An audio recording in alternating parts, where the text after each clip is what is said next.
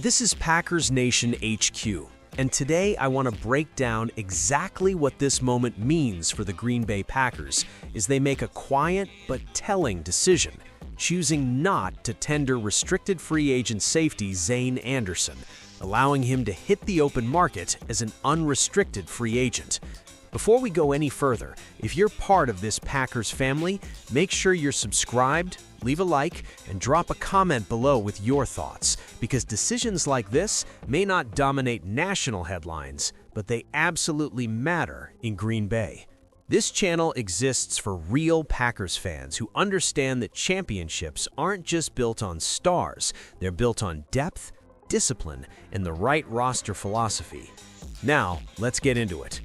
According to Matt Schneidman, the Packers are electing not to tender Zane Anderson. That means Green Bay won't offer him a qualifying restricted free agent contract, and he now becomes an unrestricted free agent, free to sign anywhere. On the surface, this feels minor. Anderson played in 14 games in 2025, recorded 15 tackles, and recovered 2 fumbles. That's not headline production. But in my opinion, moves like this always tell you something deeper about roster construction. Anderson's path to Green Bay wasn't conventional. He entered the league in 2021 as an undrafted free agent out of BYU with the Kansas City Chiefs. He signed a 3-year deal worth roughly $2.4 million, but was waived before the season began.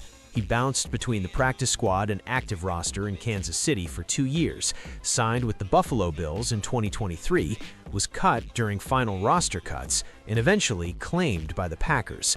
Last offseason, Green Bay re-signed him as an exclusive rights free agent.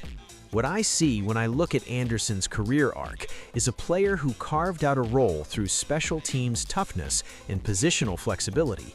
He wasn't a high draft pick. He wasn't a developmental project with elite traits. He was depth, and depth in Green Bay has always been part of the formula. But here's the thing, the Packers don't make decisions in a vacuum. From my perspective, this move signals confidence in the current safety room and the developmental pipeline behind it. When Brian Gutekunst declines to tender a restricted free agent, he's not just saving cap space, he's signaling belief in the younger, cheaper, and ascending options on the roster. And that takes us into the broader context of where this Packers team stands defensively. Last season, Green Bay's defense showed flashes of becoming the kind of disciplined, shell-heavy, turnover-creating unit that can win playoff games at Lambeau Field. They leaned more heavily into split safety looks, disguising coverages pre-snap, rotating late, and forcing quarterbacks to hold the football. The result, a noticeable improvement in red zone efficiency allowed, cutting opponent touchdown percentage from 61% 2 seasons ago to 54% last year. That's real progress. In that structure, safeties aren't just hitters, they're communicators, they're traffic directors. They're the last line of defense in the Frozen Tundra of Lambeau Field, where one busted coverage can flip momentum in sub-zero wind chill. And I don't think this gets talked about enough. Safety in Green Bay has always been about intelligence and reliability. Go back to the Lombardi era. Go back to the discipline that defined Lombardi time. Execution under pressure. No mental mistakes. That's the standard. This franchise is community-owned. That matters. The Green Bay Packers aren't controlled by one billionaire owner making impulsive decisions. They are accountable to shareholders, families who've supported this team since the 1960s. One Packers shareholder I spoke with, someone who's held stock since the Lombardi era, told me recently, "In Green Bay, we don't panic, we build. We trust the process. That's the culture." So when they move on from a depth piece like Anderson, it's rarely emotional, it's structural. Now, zoom out. This is a team centered around the continued growth of Jordan Love, and everything ties back to him. Love's progression last season was significant. Completion percentage up nearly 4 points year over year. Red zone touchdown passes increased from 21 to 28. Interceptions cut by almost 30%. What I see when I watch Jordan Love now is a quarterback who's playing faster mentally. He's recognizing shell rotations earlier. He's using cadence to manipulate coverage. He's commanding Matt LaFleur's illusion of complexity offense with more confidence. That offense thrives on wide zone blocking principles, stretching defenses horizontally, forcing linebackers to flow, then attacking cutback lanes. Josh Jacobs' impact in that scheme was immediate, over 1,200 rushing yards, over 4.6 yards per carry, and perhaps more importantly, he converted 68% of his short yardage attempts. That's Lombardi football. That's imposing will when everyone in the stadium knows what's coming.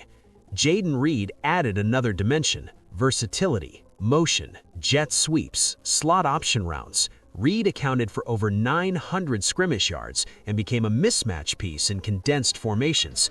In my opinion, Reed's ability to force defensive coordinators into nickel looks opened the run game even more. So why does a depth safety move matter in that ecosystem? Because roster spots are finite, cap space is finite. Every decision reflects philosophical alignment.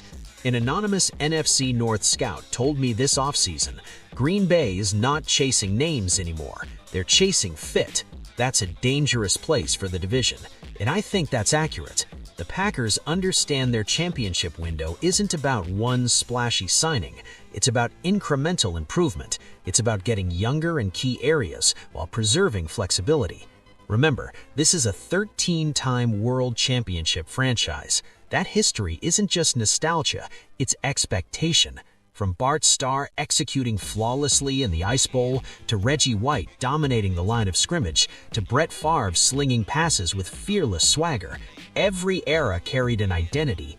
Right now, the identity is controlled aggression and developmental patience.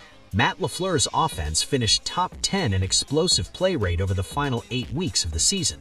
Defensively, their pressure rate climbed to 24% despite limited blitzing, relying more on front four pressure and disguised coverage. That's sustainable football. And when you're building for sustainability, you make tough calls on players like Zane Anderson. Hall of Fame analyst Pat McPherson said something recently that stuck with me. The Packers never rebuild loudly, they reload quietly. That's what this feels like.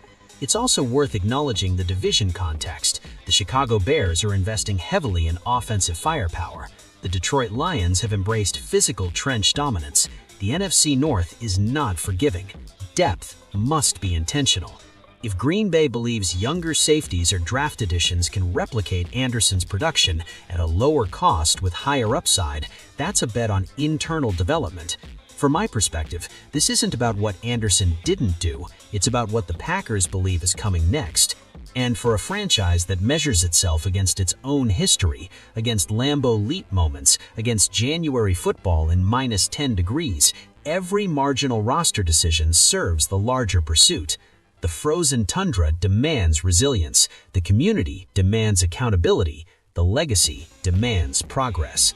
So, as Anderson enters free agency, we acknowledge his contributions: 14 games, 15 tackles, 2 timely fumble recoveries, and we recognize that in Green Bay, nothing is random. Every move is connected to the blueprint that produced Lombardi time, the blueprint that produced 13 world championships, the blueprint that expects Jordan Love to be the next steward of something bigger than himself. In my opinion, the most important takeaway here isn't about one safety leaving, it's about a front office signaling belief in its direction, belief in youth, belief in system, belief that the foundation is solid enough to withstand small departures. And if you've followed this franchise long enough, you know the Packers don't chase headlines, they chase January. That's what this moment is about. We'll keep tracking every move, every cut, every signing, because in Green Bay, details matter. And as always, this is Packers Nation HQ, standing on the frozen tundra with you, honoring the past, analyzing the present, and looking straight at what comes next.